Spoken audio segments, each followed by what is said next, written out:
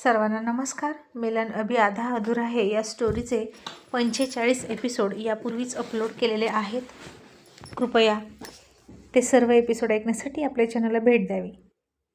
रोहित आजच राणीसाठी गाडी घेऊन आला आणि आजच तिला गाडी शिकवायला सुरुवात केली त्यानं. राणीला गाडीतली ABCD सुद्धा माहीत नव्हती. रोहितनं तिला डायरेक्ट गाडीवर बसवलं आणि म्हणाला, राणी आता गाडी सुरू कर. आणि ती घाबरली आणि म्हणाली, नाही सर, मला भीती वाटते. आणि रोशन म्हणाला, दादा अरे डायरेक्ट त्या गाडीवर कशा बसतील? वहिनी तू थांब, मी शिकवतो. असा रोहित म्हणाला, नको. आणि त्यानं रोशनला पाठीमागं ढकललं आणि स्वतः राणीच्या पाठीमागं बसला आणि तिच्या हातावर हात ठेवून तिला मूठ कशी ओढायची ते सांगत होता. पाठीमागून तो तिला चिकटला होता आणि आत्ता जर तो अशी तिला गाडी शिकवायला लागला तर बिचाऱ्या राणीचं काय होणार? त्याच्या हॉटनेसने ती वितळून चालली होती आणि आत्ता त्यानं तिच्या हातावरून हात बाजूला घेतले आणि म्हणाला, तू मूठ ओढ. तसं राणीनं जोरात मूठ ओढली आणि गाडी खूप जोरात पुढं निघाली. पुन्हा रोहितनं घट्ट तिचा हात मुठीवर दाबून पकडला आणि राणी खूप खूप शहारली. रोहित आता तिच्या मानेवरून डाव्या बाजूनं पुढं बघत होता आणि तिला म्हणाला, राणी इतक्या जोरात मूठ नाही रेस करायची. आणि त्याचे ओठ कधी त्याची दाढी तिच्या मानेला पाठीला स्पर्श करायची. आणि आता राणीला डोळे मिटून घेतले राणीनं आणि त्याचा स्पर्श फील करत होती. आणि रोहित म्हणायचा, राणी नीट पुढं बघ, व्यवस्थित बघ, मी कसा शिकवतोय. आणि राणीचं मात्र कुठेच लक्ष नव्हतं. ती फक्त त्यानं घट्ट दाबलेल्या तिच्या हाताकडे बघायची. आणि आता रोहितचं मिशन होतं राणीला स्कूटी शिकवणं आणि राणीचं मिशन होतं रोहित. मग आता त्यानं 1-2 राऊंड तसेच काढले आणि थांबला. आणि खाली उतरून तिला म्हणाला, काय समजलीस? जे सांगितलं ते लक्षात आलं ना? आणि आता राणीनं जीभ चावली आणि तो पुन्हा म्हणाला, बोल, मी काय काय शिकवलं? आणि राणी म्हणाली, सर आणखीन एकदा सांगता का? मी काहीच नाही ऐकलं. आणि रोहित वैतागून म्हणाला, नॉनसेन्स कुठली, कुठे लक्ष असतं? तुला नीट लक्ष पण देता येत नाही का? मला तुला 2 दिवसात स्कूटी शिकवायची आहे. आज आणि उद्याचा दिवस माझ्या हातात आहे. परवा रोशनची एंगेजमेंट आहे आणि त्यानंतर कॉलेज सुरू होईल आणि मला कारखान्यावर सुद्धा जायचं आहे. आणि असा तो तिला ओरडत होता. आणि राणी म्हणाली, सर फक्त आणखीन एकदा सांगा, मग मी नीट लक्ष ठेवते. आणि मग रोहित म्हणाला, आता एकदा सांगणार, जर नाही आलं तर मग तुझी तू शिक. आणि राणी म्हणाली, मी मागितली नव्हती स्कूटी तुमच्याकडे, तुम्ही कशाला आणली? मी जाते रिक्षानं. असं म्हणून राणी रागात निघाली. तसा रोहितला राग आला. त्यानं तिच्या हाताला पकडून खचकन पाठीमागं ओढून घेतली आणि राणी पुन्हा पाठीमागं येऊन त्याच्या छातीवर धडकली. तसं राणीचं मनगट दुखलं. त्यानं घट्ट पकडल्यामुळे शरीरात पुन्हा काहीतरी हालचाल झाली आणि रोहित तिला रागात म्हणाला, तसं तर तू मला साधी 50 रुपये पण मागत नाही, पण माझ्या घरात तुझी काळजी घेणं माझं कर्तव्य आहे आणि मी जे करतोय ते योग्य आहे. मला उलट बोलायचं नाही. मी मूर्ख आहे म्हणून हे सगळं करतोय का? आणि मग राणी त्यानं पकडलेल्या हाताकडे बघत म्हणाली, मग सांगा ना, तुम्ही हे सगळं का करता? रोहितनं आता तिचं मनगट सोडलं आणि म्हणाला, का करतो म्हणजे? आणि मी तुला विचारू का की तू माझी कामं का करतेस? तुला उत्तर देता येईल का? राणी म्हणाली, हो देईन की मी उत्तर, त्यात काय इतकं? रोहित म्हणाला, ओके, मग जे तू उत्तर देशील ना तेच माझं पण उत्तर असेल. सांग, तू माझ्यासाठी का करतेस? का माझी काळजी घेतेस? माझे कपडे, माझा लंच, माझा ब्रेकफास्ट, माझ्या सगळ्या गोष्टीची काळजी काय करतेस? आणि राणी पटकन म्हणाली, कारण मी तुम्हाला माझा नवरा मानते म्हणून. आता बोला, तुम्ही का माझ्यासाठी इतकं करता? आणि आता रोहितसुद्धा तिचंच उत्तर तिला देण्यासाठी म्हणणार होता की कारण मी तुला माझी बायको मानतो म्हणून, पण तो असं न म्हणता मध्येच थांबला. बायको मानतोय असं म्हणाला नाही आणि गप्प बसला. आणि त्याला कळत होतं राणी त्याच्याकडून काय वदवून घेण्याचा प्रयत्न करते. आणि राणी हाताची घडी घालून म्हणाली, बोला ना सर, काय झालं? मी तुम्हाला नवरा मानते आणि तुम्ही, तुमचं काय? आणि तो थोडेसे आडेवेडे घेत म्हणाला, हो, मी सुद्धा तुला बायको मानतो, पण त्यात काही क्लॉज आहेत. पूर्ण नवरा बायको नाही आपण, आणि हे तू लक्षात ठेव, कारण तो क्लॉज तू स्वतः घातला आहे. आणि राणी म्हणतच म्हणाली, चुकलं माझं, आणि मी ती अट घातली आणि तुमच्या मनासारखं झालं. आणि मग रोहित म्हणाला, चल बस गाडीवर. राणी आता गाडीवर बसली आणि पूर्ण नवरा बायको आम्ही कधी होणार असा विचार करत होती. आणि मग त्यानं तिला पुन्हा स्कूटी कशी चालवायची ते शिकवलं. राणीच्या लवकर काही डोक्यात बसणार नव्हतं. मग रोशन पुन्हा तिथं आला आणि म्हणाला, वहिनी, अगं तू सायकल चालवली आहेस ना, मग स्कूटी चालवणं सोपं आहे गं. आणि रोहित म्हणाला, अरे, स्कूटी चालवायला पाय तरी पुरायला हवेत ना स्कूटीवरून जमिनीवर. या टिंगू लोकांचं ना असंच असतं, असं म्हणून रोहित हसला. आणि राणी चिडली आणि म्हणाली, सर, तुम्ही मला टिंगू म्हणालात? तसा रोहित तिचा शब्द पकडून ओरडून म्हणाला, ए आई, हे बघ, ही मला सर म्हणाली. तशी राणी घाबरली आणि त्याला म्हणाली, अहो, चुकून गेलं तोंडातून, आणि तुम्ही मला टिंगू म्हणालात ते सांगू का आईंना? रोशन आता त्यांची ती मस्ती बघून हसत होता आणि म्हणाला, वाव, काही कपल आहे ना तुमचं, मला खूप आवडलं. मी आणि सोनमसुद्धा असाच मजा मस्तीचा संसार करणार. आणि दादा, माझी एंगेजमेंटची शॉपिंग करायची राहिली ना. रोहित म्हणाला, रोशन, काय गरज आहे सेपरेट शॉपिंगची? दिवाळीला इतके कपडे घेतले, त्यातलाच एखादा घाल. आणि रोशन म्हणाला, नाही, मी आणि सोनम मॅचिंग करणार आहे.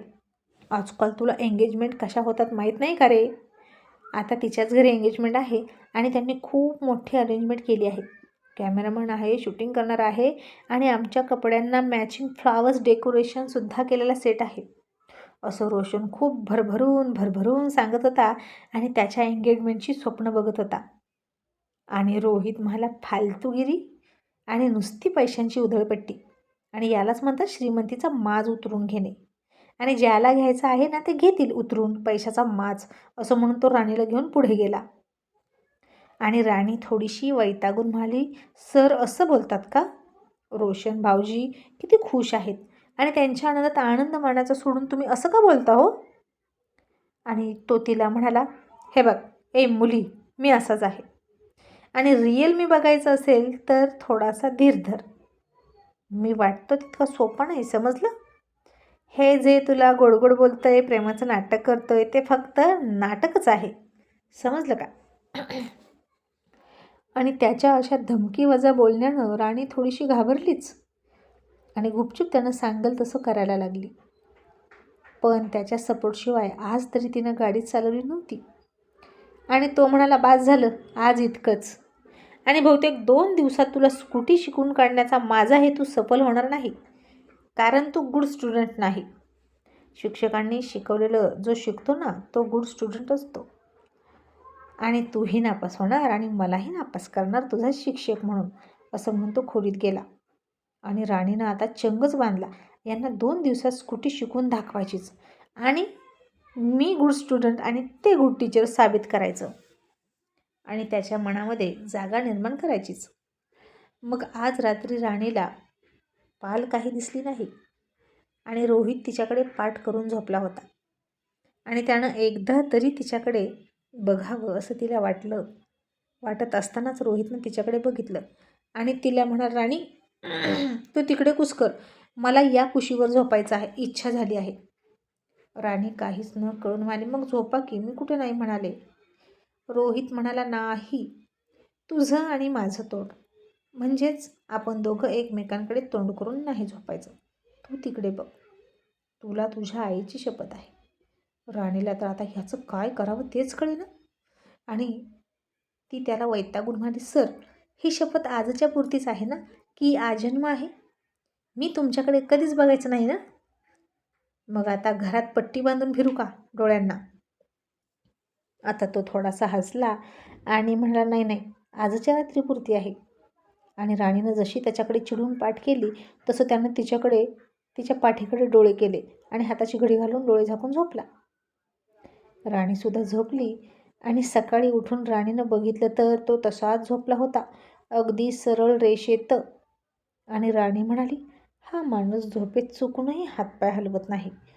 असं वाटलं होतं की झोपेत त्याचा हात लागेल, चुकून अंगावर हात टाकेल, पाय लागेल, पण झोपेतही इतके सावधान आहेत का? सैनिकी शिस्त, दुसरं काय, एक साथ सावधान, असं म्हणून राणी उठली आणि होती नव्हती ती पालसुद्धा हाकलून दिली या माणसानं. निदान तिच्या निमित्तानं त्यांना मिठी तरी मारता येत होती, असं म्हणून राणी मनात खोट्टू झाली. मग आज सकाळी सकाळी राणीचा मूड छान होता.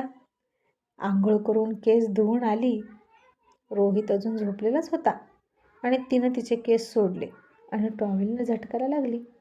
तशा तिच्या केसांचं पाणी त्याच्या चेहऱ्यावर आलं आणि त्याची झोपमोड झाली आणि तो तिला ओरडून म्हणाला, तुझ्या त्या जटा कशाला मोकळ्या सोडल्यास, बांधून टाक.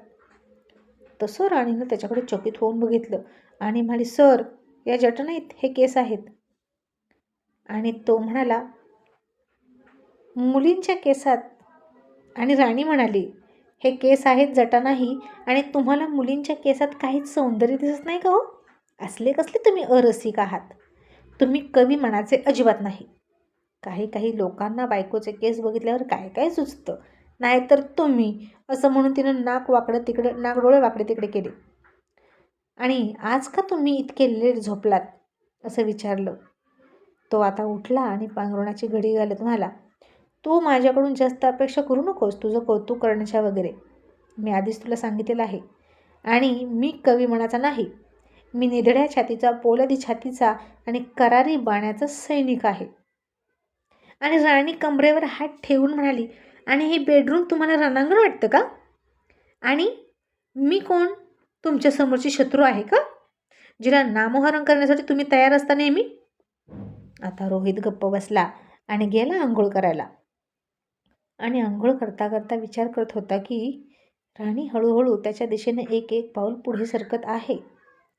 ज्या राणीला मी बघितलेलं आवडत नव्हतं, जिला मी स्पर्श केलेला आवडत नव्हता आणि लगेच जाब विचारायची की का स्पर्श केला मला, ती राणी हल्ली अपेक्षा करायला लागलेली आहे. आणि हे माझ्यासाठी योग्य नाही. आता मी घरच्यांना सांभाळू की हिला? माझ्या घरचे आणि राणी एक झाली ना तर माझं काही खरं नाही. ती अल्लड आहे, लहान आहे आणि तिच्या मनात माझ्याविषयी काही निर्माण होण्याआधीच मला थांबवलं पाहिजे सगळं, असं मनात म्हणतच त्यानं आंघोळ केली. मग राणीचा मूड होता आणि ती छान गाणी ऐकत होती. हिंदी रोमॅन्टिक गाणी लावली होती तिनं. इश्क हुआ कैसे हुआ, अच्छा हुआ जैसे हुआ, ना मैं जानू ना तू जाने, क्यों हो गए हम दीवाने. आता राणीनं हे गाणं लावलं होतं आणि ती सुद्धा गुणगुणत होती. रोहित बाथरूममधून बाहेर आला आणि त्याने तिचा मूड बघितला आणि म्हणाला, बापरे, या मुलीचं काय चाललंय कुणास ठाऊक. आणि त्यानं गाणं बंद केली. आणि राणी म्हणाली, का सर, गाणी का बंद केली? रोहित म्हणाला, मला आवडत नाही तसली गाणी. राणी म्हणाली, आता यात काय वाईट आहे? रोहित म्हणाला, आणि चांगलं काय आहे? राणी म्हणाली, सर, गाणं रोमॅन्टिक होतं, छान होतं की. आणि तो म्हणाला, यामध्ये देशभक्ती नव्हती आणि काहीच चांगलं नव्हतं. आणि बापरे, तू देशभक्तीपर गीतं ऐकू शकते, थांब, असं म्हणून त्यानं गाणं लावलं त्याच्या मोबाईलवर. कदम कदम बढ़ाए जा, खुशी के गीत गाए जा, ये जिंदगी है कोम की, तू कोम पे लुटाए जा. आता हे गाणं लावलं आणि राणीनं आता सरळ तिथल्या तिथं लेफ्ट राईट कवायत सुरू केली आणि म्हणाली, असंच करायचं ना बेडरूममध्ये? सर, हे मिलिटरीचं मैदान आहे का? हे बेडरूम आहे. मी इथं माझ्या आवडीचं रोमॅन्टिक गाणे पण ऐकायचे नाहीत का? रोहित म्हणाला, ऐकू शकतेस, पण मी बेडरूममध्ये नसताना. आणि मी जेव्हा बाहेर असतो तेव्हा तू ऐकू शकते, आणि जेव्हा मी बेडरूममध्ये असतो तेव्हा तू बाहेर जाऊन ऐकू शकते. आणि राणी चिडून म्हणाली, सर, तुमचं काही नाही होऊ शकत, असं म्हणाली आणि चिडून बाहेर गेली. आणि रोहित तिला जाताना बघून म्हणाला, बरं झालं गेली, जितकी बेडरूमच्या बाहेर राहील ना तितकं चांगलं आहे माझ्यासाठी. आणि मी तिच्या मनात येणाऱ्या फिलिंग अडवू शकत नाही, पण तिला माझ्यापर्यंत येण्यापासून अडवू शकतो. मग त्यानं दुसरंच गाणं लावलं आता आणि हसून त्या गाण्याचा आवाज वाढवला.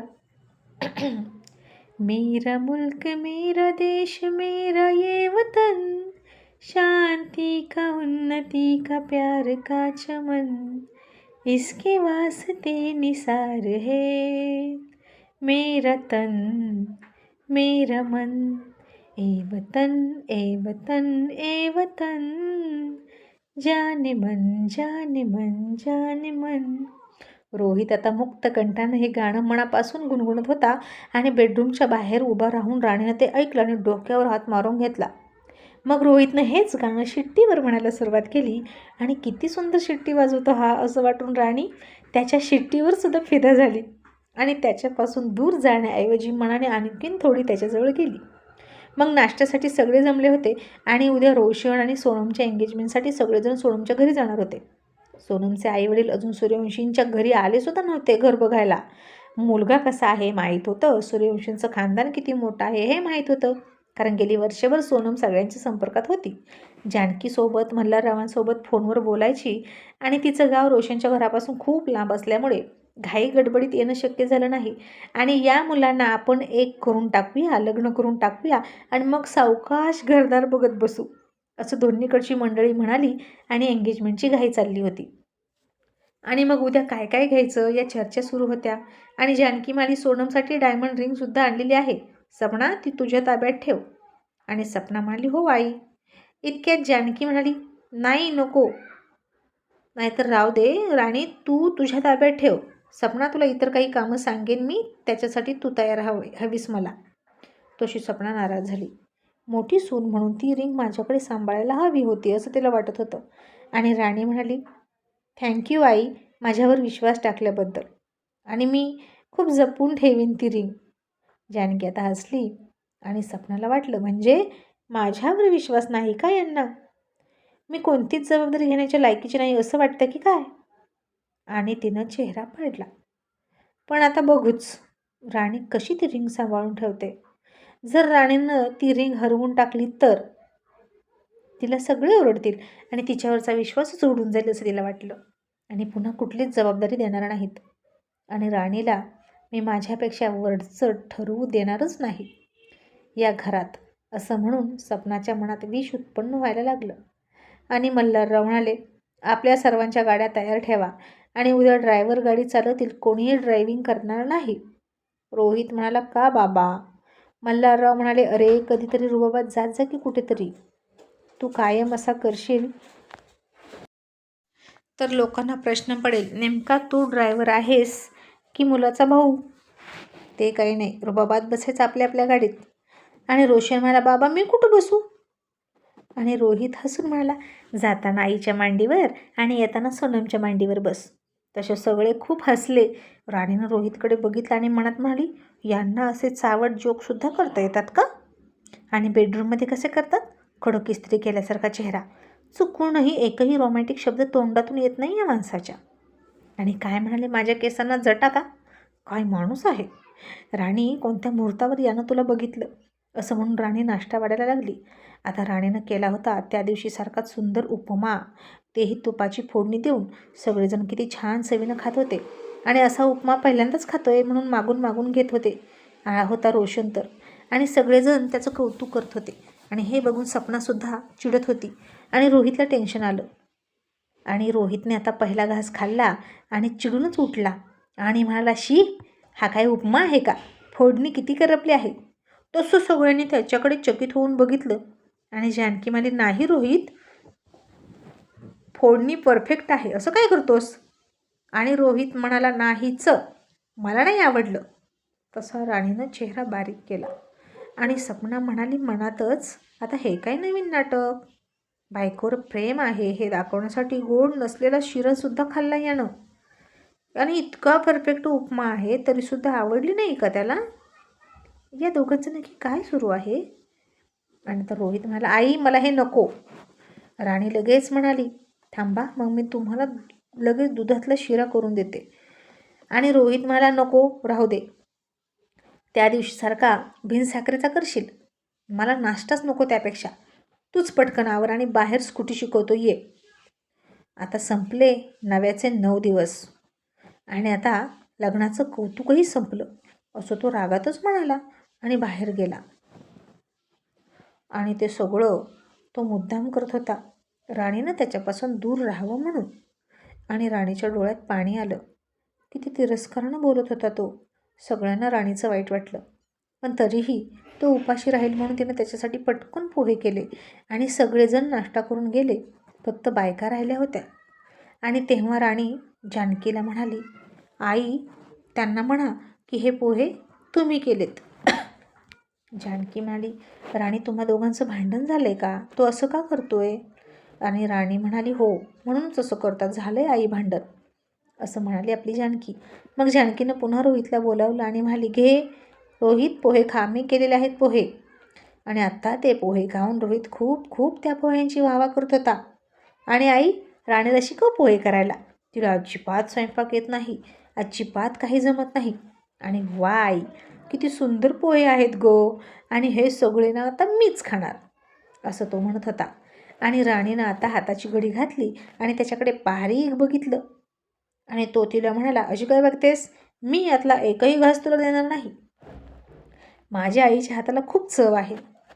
आणि राणी चिडून म्हणाली, मग खा ना, सगळं तुम्हीच खा, पण निदान खोटं बोलू नका, आणि हे पोहे मी बनवलेत.